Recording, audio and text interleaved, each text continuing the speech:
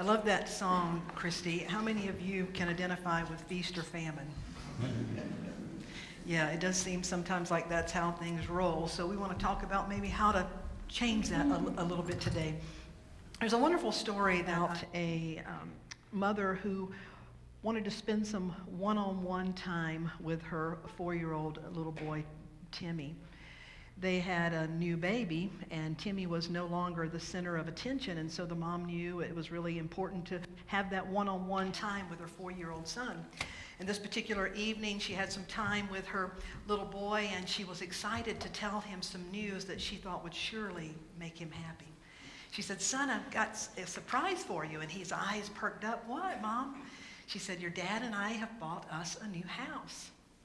It has a big backyard, and it has a big swing set, and you're going to have your very own bedroom."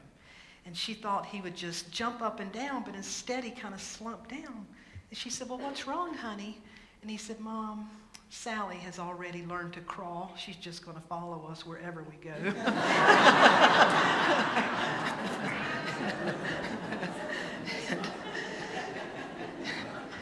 And I love that story because have you noticed that things have a way of following you wherever you go? You ever changed relationships and after a while they turned into the same person that you just left? or you move from one city to the next and you find the same drama or dilemma. It's as the Zen saying that wherever I go, there I am. Because wherever we go, there I am. It's not true. What happens in Vegas does not stay in Vegas because you bring it home in your awareness. You bring the evidence home in your spiritual DNA, in your being, and that we cannot escape our actions. And so today I want to start by talking about that very foundational, it's often called first cause, that as we sow, so we reap. And there's a wonderful quote, would you give me the first, by George Eliot? "Our deeds will travel with us from afar, and what we have been makes us who we are." The way that is said in the scriptures, would you give me the next slide? In Galatians it says, "Do not be deceived. God is not mocked." And what that word mocked means is the law of God cannot be ignored or escaped, that there's no way around it. So don't be deceived, for whatever you sow, that you shall reap. That if you plant an apple seed, you don't wonder if an avocado tree is going to pop up. You know that like begets like. It's called the first cause, that whatever we sow, that is what we are going to reap. And so there's a scripture in Luke that says, "Give and it will be given to you, good measure, pressed down, shaken together, and running over will be put into your bosom. For with the same measure that you use, it will be measured back to you." That's the practice, the teaching of that law, that so as you give, you receive. We hear it often as karma. Karma is really misused and gets a bad rap. I mean, I see t-shirts that say, "I don't have to slap you, karma will." Well, it doesn't happen that fast or exactly that way, but it's pointing to a law that we can and should work with. The scripture that I just read, "Given it will be given to you," there's an interpretation in the Message. Sometimes people ask me when I quote from all different sacred scriptures. And today I have a number from the Bible and then some from Confucius. But I like the Message. Among others, there's a version called the Message because it breaks it down into a more modern English. The Message translation says, "Don't pick on people. Don't jump on their failures or criticize their faults, unless, of course, you want the same treatment. Don't condemn those who are down. That hardness can boomerang. Be easy on people. You'll find life a lot easier. Give away your life, and life will give back.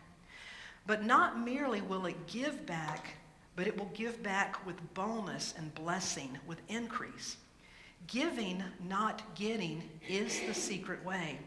Generosity begets generosity." And that is so true. And the word boomerang really jumped out at me. How many of you can remember the first time you saw a boomerang? I remember vividly, because growing up in eastern North Carolina, a circus came to town. And that was a big deal, to have all these big animals and to see these things in a circus in this big tent that they put together. So I was so excited when my mom took me and my little sister and my little cousin, and we walked in that tent, and you could smell the animals and the dust, and we climbed up the bleachers. And the first act, as the drums and the music started, all these clowns came out on unicycles and bicycles. I was fascinated and terrified by the clowns. They were so bright, and as a matter of fact, after that, as a kid, I started collecting clowns, and I don't want any clowns. I don't collect them anymore. I put them back into the universe. But I collected them for a while because I was so fascinated with clowns. But the reason I was fascinated, they were on these unicycles and running around, and they had this thing in their hand that looked like a bent stick. And I remember one clown got really close to another one and just threw this thing, and we all screamed because we thought it was going to knock his head off. But instead, it boomeranged and came back. And then all the clowns started going up to the audience and throwing these things, and they came back, and I was just mesmerized at how they could do that.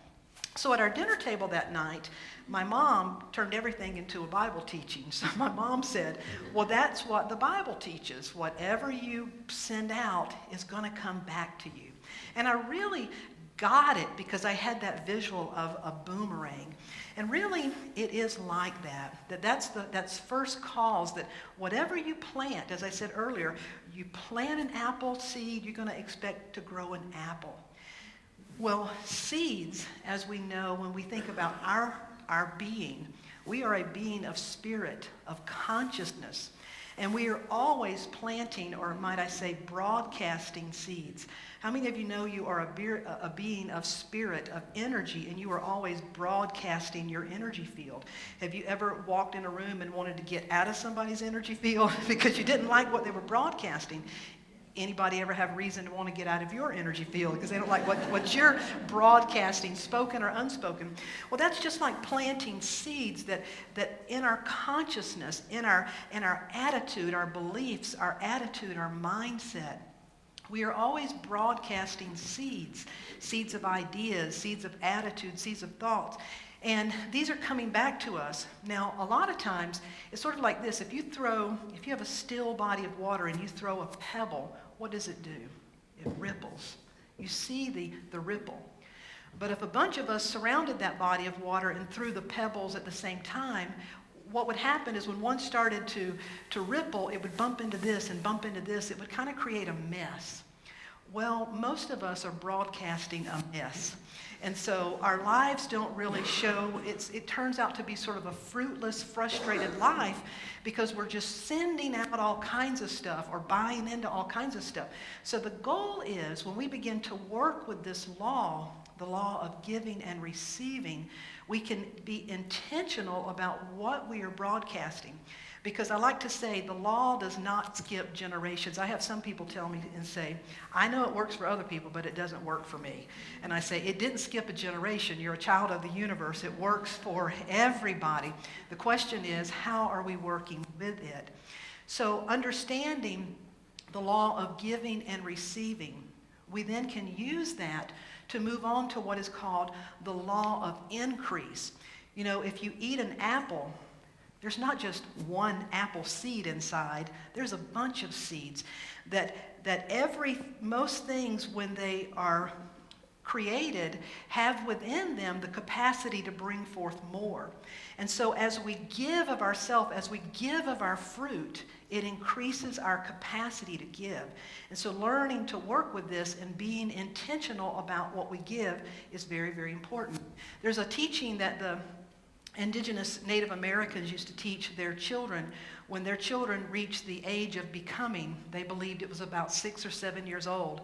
I find that interesting because that's about the age children go into the public school system. And many years ago, when the children reached 6 or 7 years old, the parent would bring them into the time of pebbles. And what the child was given in a ritual, they were given 2 leather pouches. And the child was told throughout this day, every time you have a good thought, every time you do a good deed, every time you do something helpful and positive, you're to pick up a clear-colored stone and put it in your pouch. And likewise, every time you have a hurtful thought, every time you do something that is bad behavior or a bad thought, then you pick up a dark stone and you place it in this bag. And so as the child does this for the first day, at the end of the day, they sit down with the elders and they're asked to pour out the bags. And a lot of times at first, they have more dark color stones than light ones. As the days go by, they start to balance out, but eventually, what the elders are hoping will happen, and no one tells the child will begin to realize, now, if the goal is to collect as many clear stones as possible, then what would happen if I focused and become intentional about doing all the positive things I can? So the child begins to shift, and now they become intentional about, let me be kind, let me initiate a kind deed, and then they can collect a whole lot of these pebbles, which is the goal. And so once they realize that, the elders know they've got it. This child is now of the age of accountability. They are not only responsible for their actions, but they realize the power in doing good. Can you imagine if we learned that lesson or were taught that lesson in a way that we arrived at that understanding on our own? It is so powerful. So when we come to this realization, the power of doing good, of being good, of setting into motion that which we would have returned unto us. You see, the universe can only work with what we give it to work with. That whatever we're putting out is how it works and what it brings back into our life. So realizing this, the first thing we do is to just realize the power of generosity. One of the reasons we have the word generosity in our statement as opposed to abundance is because generosity includes abundance and more. How many of you know someone that is financially abundant and yet incredibly poor in spirit? I know many people.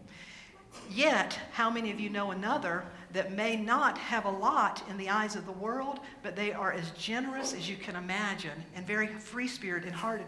So the goal is to be generous, that when we're generous, we're connected to our good and we're giving from the awareness of our abundance.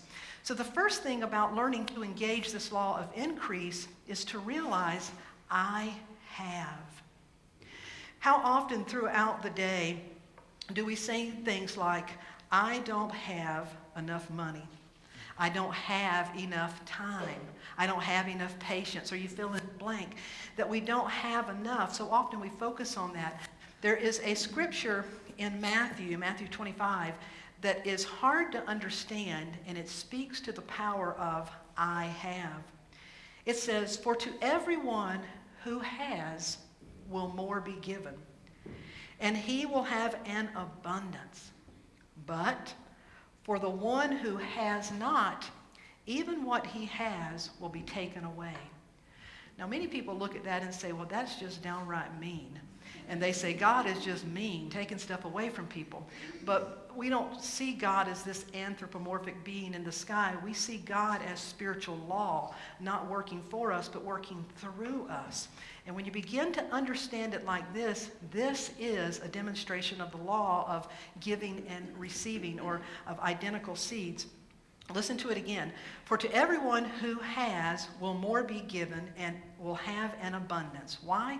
Because that person knows what they have, they recognize it, they're focused on what they have, and they're putting it in motion. Therefore, it has to be increased. But to the one that has not, even what he has will be taken away. Now, the one that has not is the person that believes, I don't have. The universe can only echo and work with what you're giving it. And so if you don't think you have anything, that's what's going to get mirrored and magnified back to you. But it clearly says, for the one that, even the one that has not, even what he has will be taken away. So the person does have something, they just don't know it.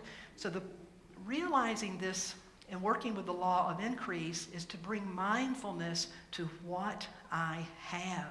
And how often I'm just nonchalantly talking about what I don't have or what I wish I had.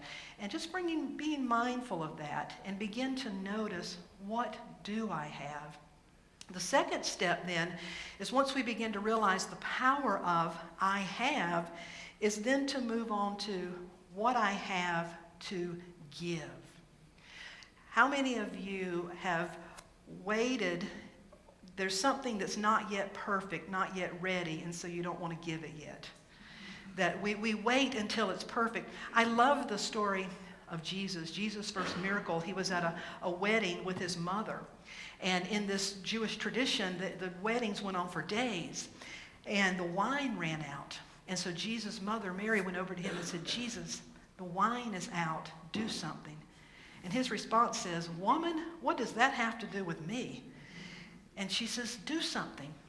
And he said, my time has not yet come. Now what that really means is, Mama, leave me alone. I ain't ready.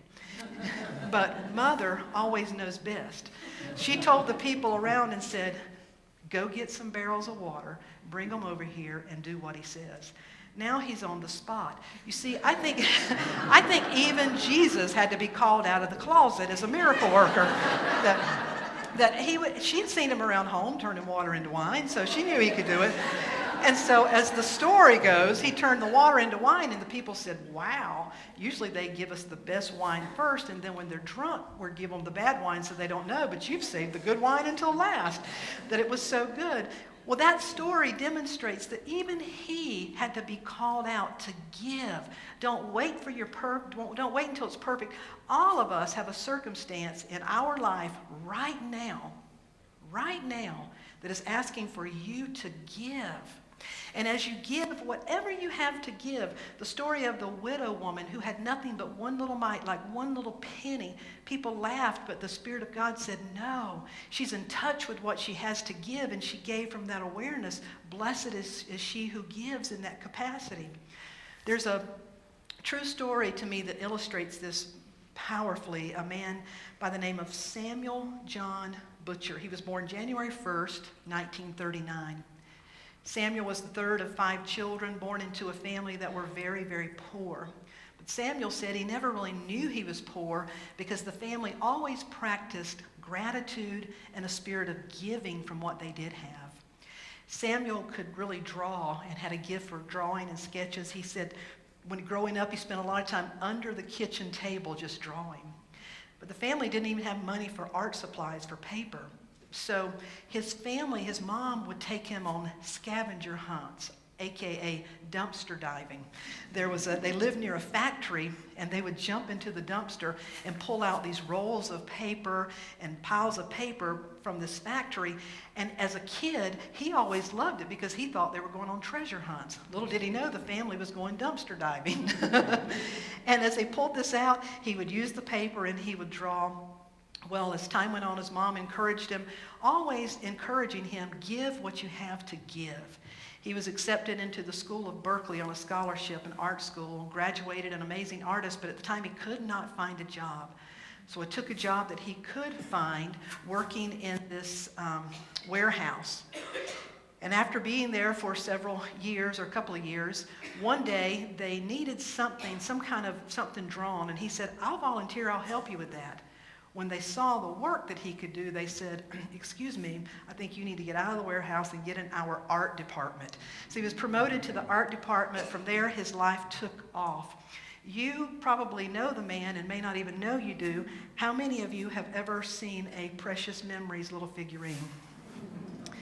Sam Butcher is the artist and creator. He started with cards and then created the Precious Memory lines, which were a huge hit in the 80s and still have. We had some people in the first service that were collectors of this. So as he began to be blessed and was abundant, he always wanted to give and kept giving. He wanted to create a chapel that was dedicated to the God of his being in honor of his gifts and that he knew to give from his gifts.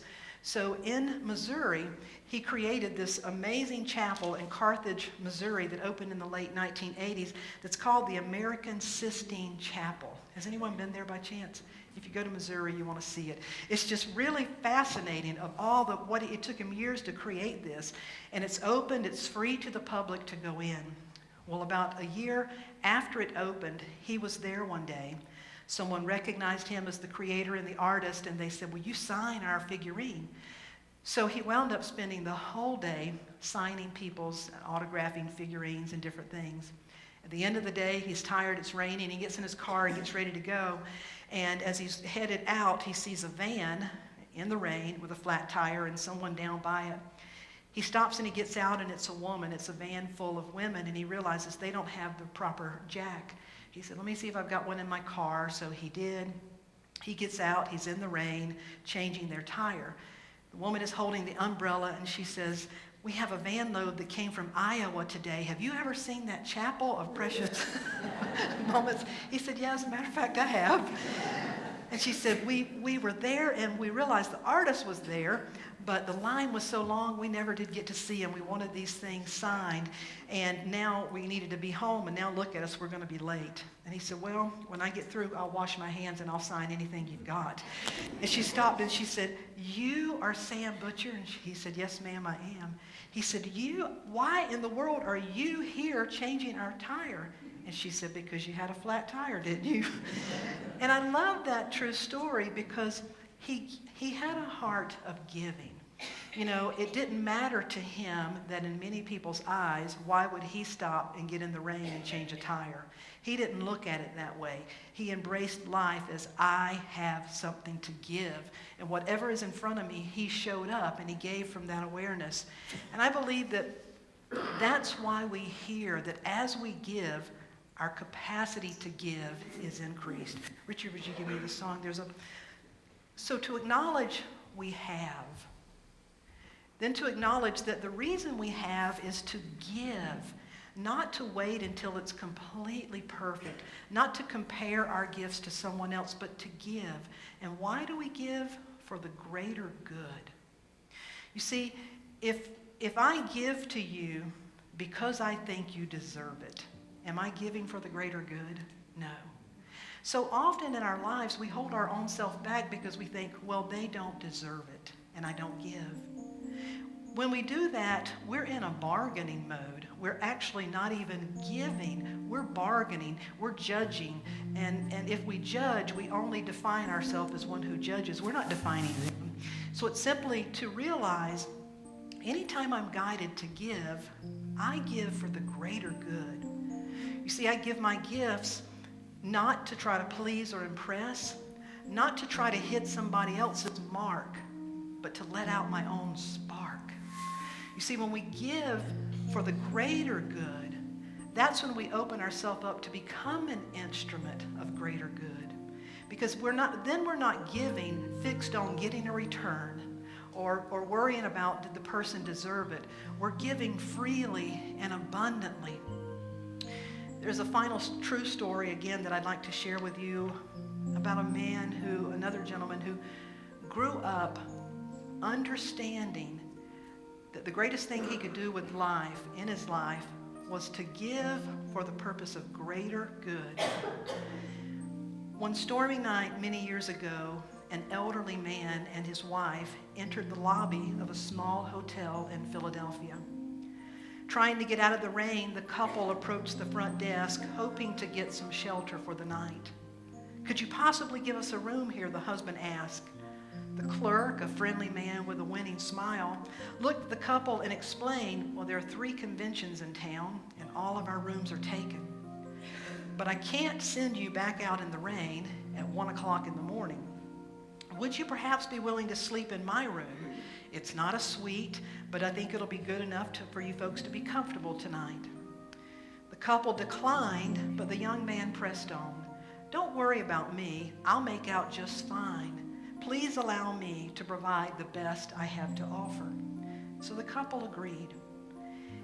As he paid the bill the next morning, the elderly man said to the clerk, you're the kind of manager who should be the boss of the best hotel in the United States. Maybe one day I'll build one for you. They both smiled and had a good laugh. And as the couple drove away, they agreed that indeed this was an exceptional young man. 2 years passed. The young clerk had almost forgotten about the incident when he received a letter from the old man reminding him about that stormy night and allowing them to stay in his room. Inside was enclosed a round-trip ticket to New York. He asked the young man to pay them a visit. The young man accepted the offer and flew to New York, where he was greeted by the couple. The old man then took him to the corner of 5th Avenue and 34th Street. Then he pointed to a beautiful new building with pale reddish stones and turrets and watchtowers thrusting into the sky. That, said the older man, is the hotel I just built for you to manage. You must be joking, the young man said. I can assure you I'm not, said the older man with a smile on his face. The older man's name was William Waldorf Astor, and that magnificent structure was the original Waldorf Astoria Hotel in New York City. The young clerk who became the first manager was George C. Bolt. You see, George never foresaw that turn of events that would lead him to become the manager of one of the most glamorous hotels in the world. What he did know, however, was that he had dedicated his life to giving what he could for the purposes of greater good. I believe that is what the scripture means in in Ecclesiastes 11:1. Send your grain across the seas, and in time profits will flow back to you.